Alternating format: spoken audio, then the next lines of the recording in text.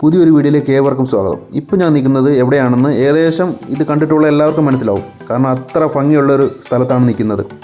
അതുമല്ല, നല്ല കിട്ടില്ലം പ്ലേസ്. ഈ ആറുകണ്ണറ പാലവും എല്ലാം കണ്ടപ്പോൾ തന്നെ ഏകദേശം മനസ്സിലായി കാണാൻ എവിടെയാണ് ഞാൻ നിൽക്കുന്നത് എന്നുള്ളത്. ഞാനൊരു കാഴ്ച കാണാൻ വേണ്ടി വെയിറ്റ് ചെയ്തിരിക്കുകയാണ്. ഒരുപാടൊന്നും വെയിറ്റ് ചെയ്യേണ്ടി വന്നില്ല. ഇതാണ് ഞാൻ പറഞ്ഞ കാഴ്ച.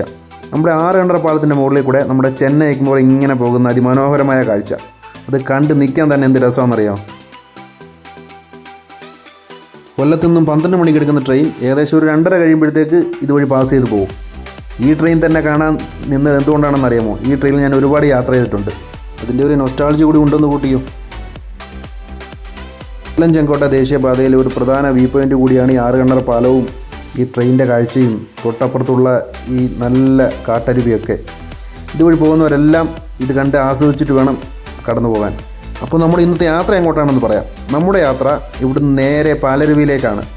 കാരണം മഴയൊക്കെ ആയതുകൊണ്ട് പാലരുവി സീസൺ സ്റ്റാർട്ട് ചെയ്തിട്ടുണ്ട്. നല്ല തിരക്കുണ്ടെന്നൊക്കെ പറയുന്നത്. നമുക്ക് കാഴ്ചകളൊക്കെ ഒന്ന് കണ്ടിട്ട് വരാം. അങ്ങനെ നമ്മളിപ്പോൾ പാലരുവിയിലേക്ക് പോകുന്ന മെയിൻ എൻട്രൻസിലെത്തിയിരിക്കുകയാണ്. ഇവിടുന്നാണ് നമ്മൾ പാലരുവിയിലേക്കുള്ള ടിക്കറ്റ് എടുക്കാനും വണ്ടി പാർക്ക് ചെയ്യാനും ഒക്കെ പോകേണ്ടത്. ഇവിടുന്ന് ജസ്റ്റ് ഒരു 500 മീറ്റർ അപ്പുറത്താണ് അതെല്ലാം ഉള്ളത്. അങ്ങനെ നമ്മൾ വണ്ടി പാർക്ക് ചെയ്യുന്ന സ്ഥലത്തെത്തി. വണ്ടി പാർക്ക് ചെയ്യാൻ ഞാൻ 2 വീലറിലാണ് വന്നത്. അതുകൊണ്ട് തന്നെ 20 രൂപയാണ് പാർക്കിങ്ങായി കൊടുക്കേണ്ടത്. ഇപ്പം തന്നെ ഏകദേശം ഞാൻ വൈകി. കാരണം ഇനിയും താമസിച്ചാൽ അങ്ങോട്ടേക്കുള്ള ടിക്കറ്റ് അവർ ക്ലോസ് ചെയ്യും. അതുകൊണ്ട് നേരെ ടിക്കറ്റ് എടുക്കുന്ന സ്ഥലത്തേക്ക് നടന്നു. നമ്മൾ ഈ കാണുന്ന വണ്ടികളിലാണ് നമ്മൾ പാലരുവിയിലേക്ക് പോകേണ്ടത്. അതിനെപ്പറ്റി പിന്നീട് പറയാം. നേരെ ടിക്കറ്റ് എടുക്കാൻ വേണ്ടി പോവുകയാണ്. അവിടെ ടിക്കറ്റ് എടുക്കാൻ വേണ്ടി പോയപ്പോഴാണ് മനസ്സിലായത് ഒരാൾക്ക് 75 രൂപയാണ് ഇവിടുന്ന് വണ്ടിയിൽ അങ്ങോട്ടും തിരിച്ചിങ്ങോട്ടുമുള്ള ടിക്കറ്റ് ചാർജായി ഈടാക്കുന്നത്. ഇന്ന് അവധി ദിവസമായതുകൊണ്ട് തന്നെ നല്ല തിരക്കാണ് ഇവിടെ അനുഭവപ്പെടുന്നത്. അത് നമുക്കിവിടെ പാർക്കിംഗ് ഏരിയ കണ്ടാൽ മനസ്സിലാവും. കാരണം വണ്ടി നിറഞ്ഞ് കിടക്കുകയാണ്. ഇവിടെ വന്നപ്പോൾ ശ്രദ്ധിച്ച ഒരു പ്രധാന പോരായ്മയുണ്ട്. കാരണം ഇവിടെ നമ്മൾ ഫാമിലി ആയിട്ടൊക്കെ വരുവാണെങ്കിൽ കുപ്പിവെള്ളമോ വല്ലതും കരുതി വേണം ഇങ്ങോട്ട് വരാൻ. പക്ഷേ ഇവിടെ അത് വാങ്ങാനോ അല്ലെങ്കിൽ കുഞ്ഞുങ്ങൾക്ക് സ്നാക്സോ വല്ലതും വാങ്ങാനായിട്ടുള്ള യാതൊരു സംവിധാനങ്ങളും ഇല്ല. നമ്മൾ പുറത്തുനിന്നെല്ലാം വാങ്ങിക്കൊണ്ട് വേണം ഇങ്ങോട്ട് വരാൻ. കാരണം ഇവിടെ അതിനുള്ള യാതൊരു സംവിധാനം പോലും ഇല്ല. ഒരു ചായ കുടിക്കാൻ പോലുള്ള സ്ഥലമില്ല.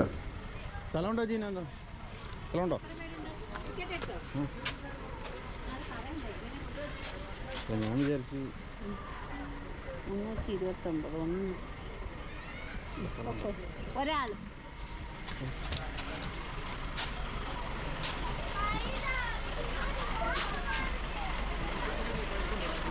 അങ്ങനെ ഞാൻ ടിക്കറ്റ് ചെക്കിംഗ് ഒക്കെ കഴിഞ്ഞ് നമ്മുടെ എയർപോർട്ടിലൊക്കെ കൂട്ട് നേരെ ബസ്സിനകത്തോട്ടങ്ങ് കയറി.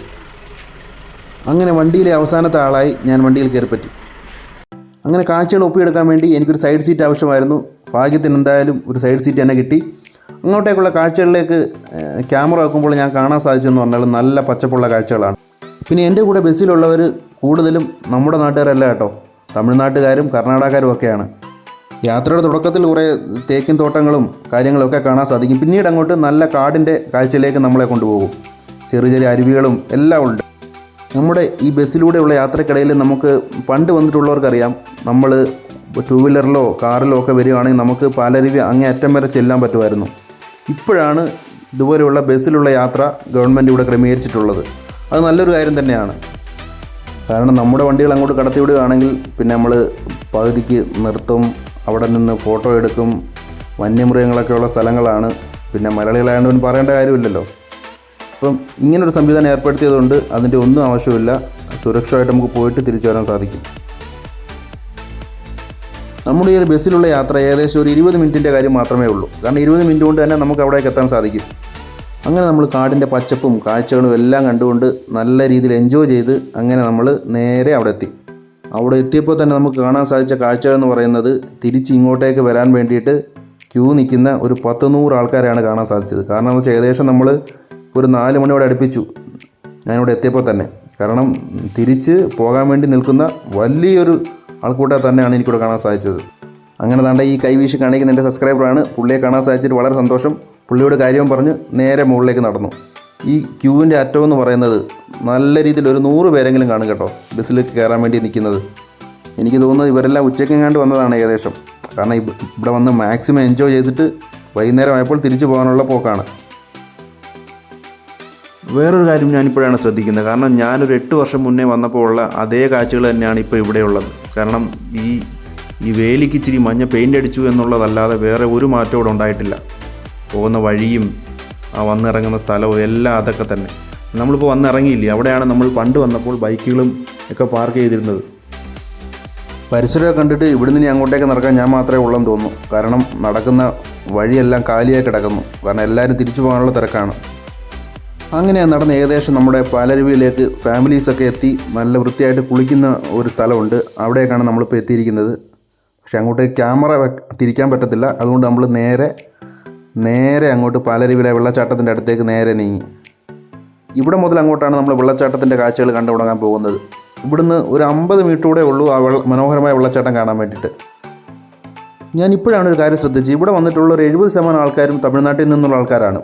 തെങ്കാശി, കുറ്റാലം ആ ഏരിയയിൽ നിന്നുള്ള ആൾക്കാർ ഞായറാഴ്ച ആയതുകൊണ്ട് അവർ ഉല്ലസിക്കാൻ വേണ്ടി ഇവിടെ എത്തിയിരിക്കുകയാണ്. നമ്മുടെ കേരളത്തിൽ നിന്നുള്ള ആൾക്കാർ വളരെ ചുരുക്കമാണ്. പിന്നെ നമ്മളെപ്പോലെ അല്ല കേട്ടോ അവർ വരുന്നത് ബാഗൊക്കെ പാക്ക് ചെയ്ത് ഒരു 3-4 ഡ്രസ്സും പിന്നെ കുളിക്കാനുള്ള ഡ്രസ്സ്, കുളിച്ചിട്ട് മാറാനുള്ള ഡ്രസ്സ് അതെല്ലാം കൊണ്ടാണ് അവർ വരുന്നത്. അങ്ങനെ നമ്മുടെ ലക്ഷ്യസ്ഥാനത്ത് എത്തിയിരിക്കുകയാണ്. നമ്മൾ ഇത്രയും കഷ്ടപ്പെട്ട് വണ്ടിയിലും നടന്നും ഒക്കെ വന്നത് നമ്മൾ ഈ പാലരുവി വെള്ളച്ചാട്ടം കാണാൻ വേണ്ടിയിട്ടാണ്. അത് നമ്മൾ ദാ മുന്നിൽ കാണുന്നു. ഇവിടെ നിന്ന് പാലരുവി വെള്ളച്ചാട്ടത്തിൻ്റെ ഒരു കാഴ്ചയുണ്ട്. അതൊന്ന് വന്ന് കാണേണ്ടത് തന്നെയാണ്. കാരണം എന്ന് പറഞ്ഞാൽ ഒരു 8 വർഷം മുമ്പ് ഞാൻ കണ്ടതിൽ നിന്നും ഒരുപാട് ഭംഗി ഇപ്പോൾ കൂടിയിട്ടുള്ളതായിട്ട് എനിക്ക് തോന്നുന്നു. കാരണം ഇപ്പോൾ ഈ പച്ചപ്പും മഴയും എല്ലാം കൊണ്ടായിരിക്കാം, എന്നാലും കാഴ്ച സൂപ്പർ. റീൽസൊക്കെ എടുക്കാൻ താല്പര്യമുള്ളവർ നേരെ ഇങ്ങോട്ട് പോര്. പാലരുവി നിങ്ങൾക്ക് വേണ്ടി റെഡി ആയിട്ടിരിക്കുകയാണ്.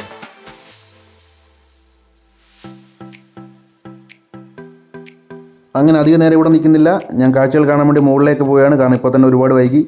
അങ്ങനെ ഞാൻ പടികളും കയറി നേരെ നമ്മുടെ പാലരുവി വെള്ളച്ചാട്ടത്തിൻ്റെ കൂടുതൽ അടുത്തേക്ക് പോകാൻ തീരുമാനിച്ചു. ഈ പടി ഇങ്ങനെ കയറുന്നൊരു പണിയാണെങ്കിൽ കൂടി പക്ഷേ നമ്മൾ കാണാനുള്ള കാഴ്ച കാണുമ്പോൾ നമുക്ക് ഈ പടിയേറ്റമൊന്നും അല്ലാതാവും. ഞാനിപ്പോൾ വന്നതിൽ വേറൊരു പ്രത്യേകത കൂടി ഉണ്ട്. കാരണം നല്ല മഴയായിരുന്നു ഞാൻ വന്ന സമയത്ത്. ആ മഴയും പിന്നെ ഈ പച്ചപ്പും വെള്ളച്ചാട്ടവും എല്ലാം കൂടെ ആയപ്പം നല്ലൊരു കാഴ്ചയുടെ വിരുന്ന് തന്നെയാണ് ഇവിടെ ഒരുക്കിയിട്ടുള്ളത്. പിന്നെ അതുപോലെ തന്നെ മറ്റൊരു കാര്യം പറയാനുള്ളതെന്ന് പറഞ്ഞാൽ നമ്മൾ ഫാമിലി ആയിട്ടൊക്കെയാണ് ഇവിടെ വരുന്നതെങ്കിൽ നമുക്കിവിടെ സ്ത്രീകൾക്കും കുട്ടികൾക്കും എല്ലാം ഡ്രസ്സ് ചേഞ്ച് ചെയ്യാനുള്ള സൗകര്യങ്ങളും ഇവിടെ ഗവൺമെൻറ് ഒരുക്കിയിട്ടുണ്ട്. പാല് പോലെ പതിക്കുന്ന അരുവി, അതാണ് പാലരുവി എന്നാണ് പറയപ്പെടുന്നത്. ആ കാഴ്ചയാണ് നമ്മളിപ്പോൾ കാണുന്നത്. ഏകദേശം 300 അടിയാണ് പാലരുവി വെള്ളച്ചാട്ടത്തിൻ്റെ മൊത്തം ഉയരം. കാരണം ഫാമിലി ആയിട്ട് ഈ മഴക്കാലത്ത് പോകാൻ പറ്റിയ നല്ലൊരു സ്ഥലം പറഞ്ഞാൽ ഞാൻ പറയും അത് പാലരുവി തന്നെയാണെന്ന്. കാരണം നമുക്ക് ഫാമിലി ആയിട്ട് വന്ന് നല്ല രീതിയിൽ എൻജോയ് ചെയ്ത് കാഴ്ചകളും കണ്ട് നല്ല രീതിയിൽ എൻജോയ് ചെയ്ത് കുളിച്ച് തിരിച്ച് വീട്ടിൽ പോകാൻ പറ്റുന്നൊരു കിടിലം പ്ലേസ് അത് തന്നെയാണ് പാലരുവി. അതുപോലെ തന്നെ പല കഥകളും ഇവിടെ ഉണ്ട് കേട്ടോ. പണ്ട് ബ്രിട്ടീഷുകാരുടെ കാലത്ത് മുതൽ തന്നെ ബ്രിട്ടീഷുകാരുടെ കുതിരയെ കെട്ടുന്ന സ്ഥലം, അങ്ങനെ രാജാക്കന്മാരുടെ കാലത്ത് ഇവിടെ വന്നതിനുള്ള തെളിവ്, അങ്ങനെ നിരവധി കഥകളും സത്യമാണോ ഇല്ലയോ എന്നുള്ളത് കാര്യം നമുക്ക് കണ്ടുപിടിക്കേണ്ടിയിരിക്കുന്നു. എന്നാലും നിരവധി കഥകൾ പാലരുവിയെ ചുറ്റിപ്പറ്റിയുണ്ട്. നമ്മൾ ആ കേട്ട കഥയിലെ ഒരു പ്രധാന സ്ഥലം ഇതാണ് കേട്ടോ. വെള്ളച്ചാട്ടം കാണാൻ വേണ്ടിയിട്ടോ പൂജകൾ നടത്താൻ വേണ്ടിയിട്ടോ ഒക്കെ പണ്ട് രാജാക്കന്മാരുടെ കാലത്ത് പണിതു എന്ന് വിശ്വസിക്കപ്പെടുന്ന ഒരു നല്ല കല്ലുകൊണ്ടുണ്ടാക്കിയ ഒരു മന്ദിരം. അങ്ങനെ കൂടുതൽ കഥകളിലേക്കൊന്നും ഞാൻ പോകുന്നില്ല. ഞാൻ നേരെ ആ ഒരു സ്ഥലത്തേക്ക് പോയി. അവിടെ ചെന്നപ്പോഴാണ് മൊത്തം സെൽഫിയുടെ ആൾക്കാരാണ് കേട്ടോ. വെള്ളത്തിൻ്റെ അടുത്ത് നിന്ന് സെൽഫി എടുക്കുന്നു, കുറച്ചുകൂടെ അങ്ങോട്ട് നിന്ന് സെൽഫി എടുക്കുന്നു. കാരണം സെൽഫിക്കാരെ കൊണ്ട് ഇപ്പോൾ എവിടെയും നിന്നിരിക്കാൻ സ്ഥലമില്ല. ഇതുകൂടാതെ തന്നെ അപകടമാവുന്ന രീതിയിൽ ചിലരൊക്കെ ഫോട്ടോ എടുക്കുന്നുണ്ട് കേട്ടോ. പാറയുടെ മുകളിലും ഒക്കെ കയറിയിരുന്ന്. ഇവിടെ വരുന്നവർ പ്രധാനമായിട്ട് ശ്രദ്ധിക്കേണ്ട കാര്യം എന്ന് പറഞ്ഞത് നല്ല വഴുക്കളുള്ള സ്ഥലമാണ്. നല്ല രീതിയിൽ ഫോട്ടോ എടുക്കാൻ മടങ്ങുക, റിസ്ക് എടുക്കാൻ നിൽക്കണ്ട, പണി മേടിക്കും. പിന്നെ ഇവിടെ നിന്നുമുള്ള നമ്മുടെ കാഴ്ച കൂടുതൽ അടുത്ത് കാണുമ്പം ഭംഗി കൂടുമെന്ന് പറയുന്നത് കേട്ടിട്ടുണ്ട്. പക്ഷേ ഇപ്പോൾ അതെനിക്ക് ഉറപ്പായി അങ്ങനെയുണ്ട്, സംഭവമുണ്ട്. കാരണം ഇവിടെ നിന്നുള്ള വെള്ളച്ചാട്ടത്തിൻ്റെ കാഴ്ചയും ഇവിടെ നിന്ന് താഴോട്ട് നോക്കുന്ന കാഴ്ചയും എല്ലാം ഒരു പ്രകൃതിയുടെ മാജിക് തന്നെയാണ്. ഇവിടെ ഞാൻ അധികം നിൽക്കുന്നില്ല. കാരണം ഇവിടെ നിൽക്കാനുള്ള ഒരു സ്ഥിതിയില്ല. കാരണം സെൽഫിക്കാരുടെ ബഹളമാണ് ഇവിടെ. ഫോട്ടോ എടുക്കാനും സെൽഫിക്കാരുടെ ഒക്കെ ബഹളം. അവിടെ നിന്ന് ഞാൻ നേരെ താഴേക്ക് ഇറങ്ങി.